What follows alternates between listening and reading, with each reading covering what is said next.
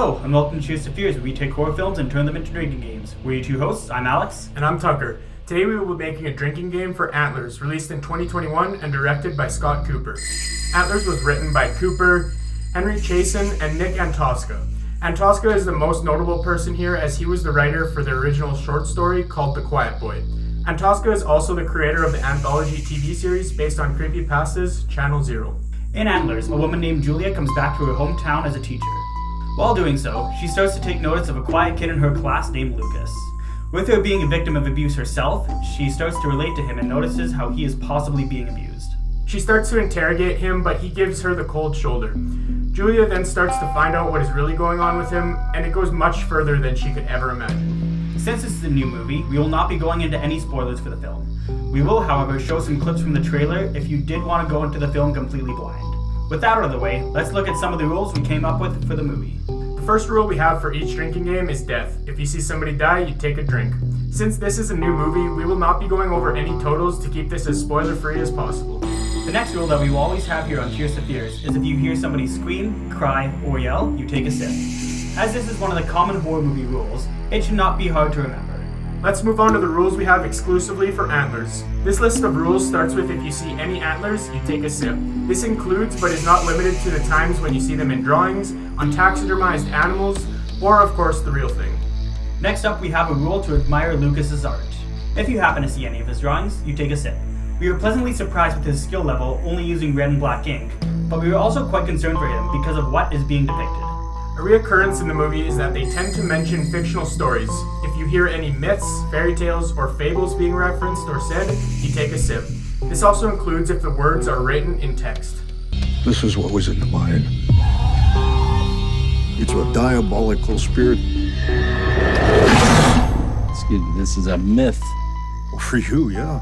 The two main characters, Lucas and Julia, understand each other because Julia understands the abuse Lucas is going through in his personal life since she went through some abuse herself.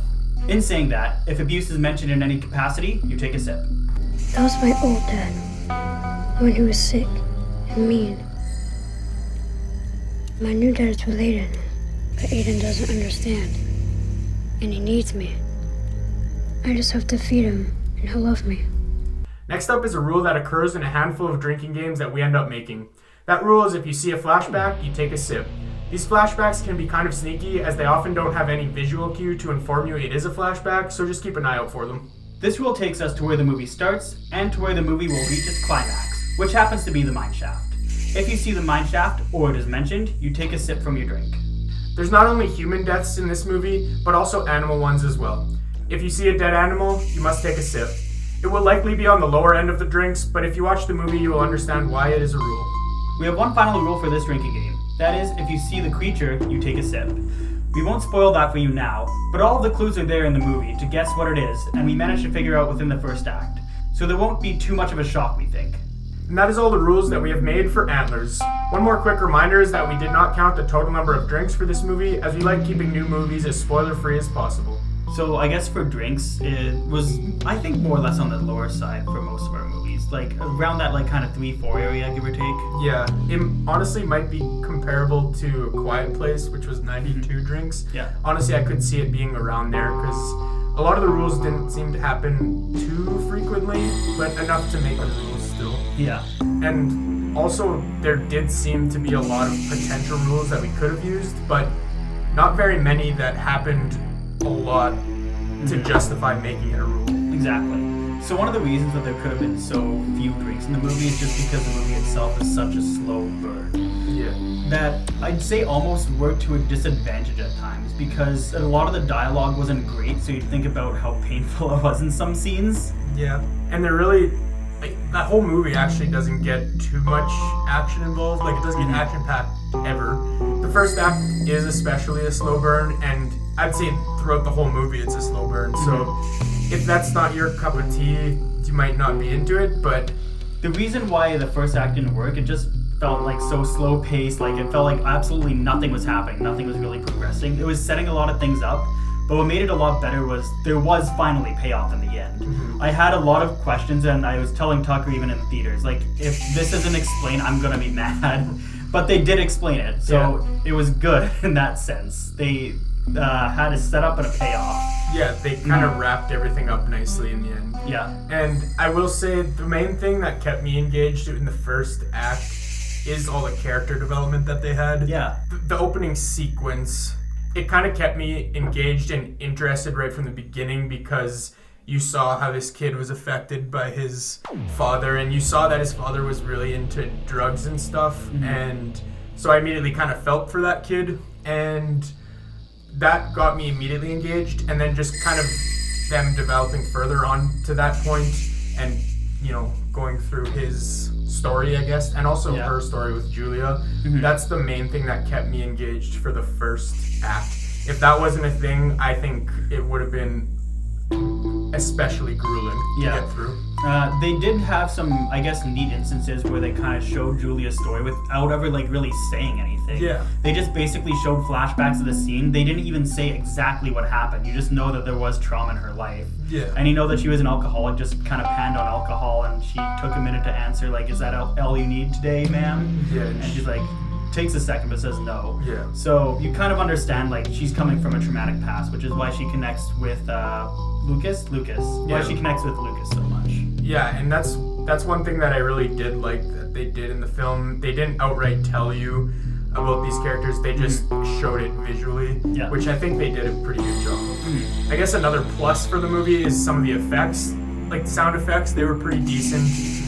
Nothing too crazy or anything, but it was effective for what it was worth. And then with practical effects, it was another one of the better elements of the movie, I'd say. Yeah, just all the cadavers and things like that. Yeah, and the animal carcasses and everything. Like it was gory for sure. Yeah, it was gory and it looked good too. Yeah, I guess we'll also hit on it now that I didn't really care too much for the creature. I feel like the special effects weren't the best, but I mean a lot of the stories, like, it's in the shadows. Yeah. So I feel like that does it quite a few favors, to be honest. Yeah, I liked when the creature was in the shadows and was kind of, you know, it was a mysterious creature at that point. Yeah. But I do agree when we got a full shot of the creature, it wasn't anything special, and I didn't really like the look of him all that much. And the one time when the special effects didn't work was in that shed scene. I won't go into any details, but it was, I don't know, it looked a little low budget, to be honest, but aside from that, the practical effects were good, the sound effects were good, but yeah, some of the special effects weren't great. Visually, though, I think the film looked pretty stunning, to be honest. Oh, yeah. Yeah. It was filmed, I believe, in BC, Canada. Yeah, I think so. So in saying that, it had just like kind of this wooded area, mountain scenery.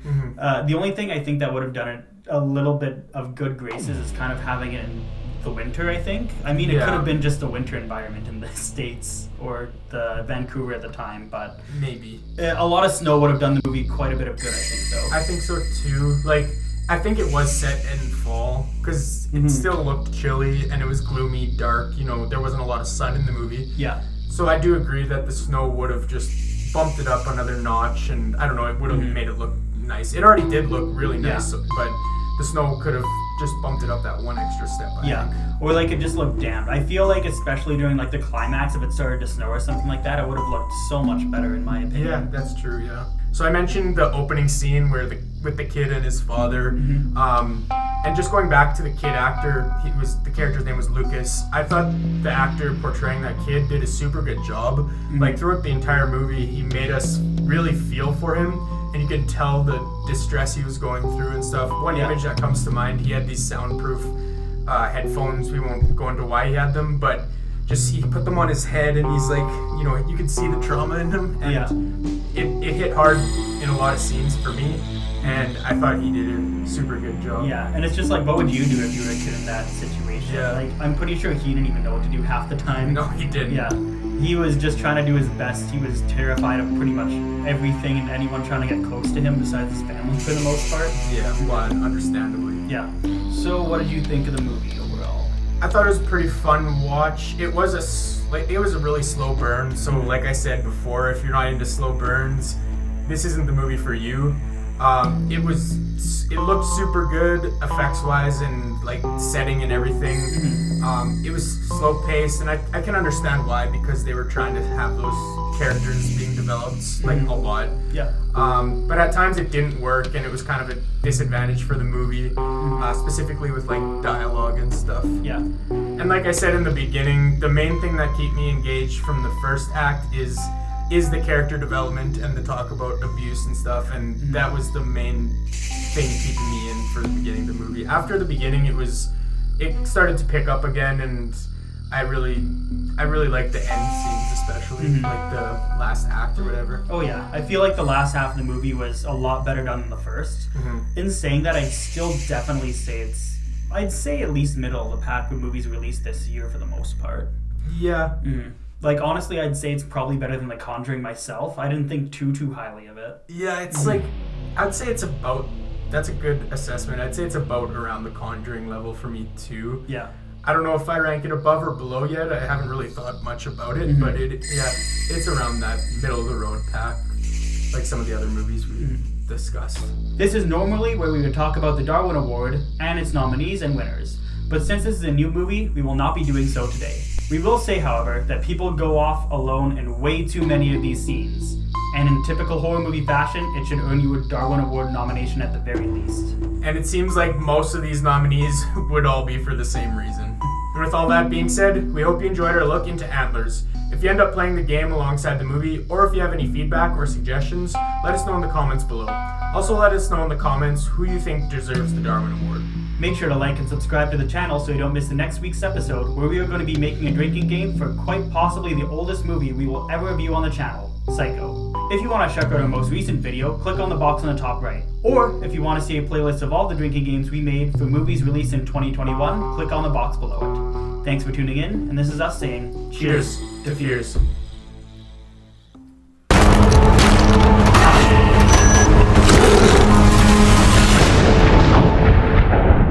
Daddy?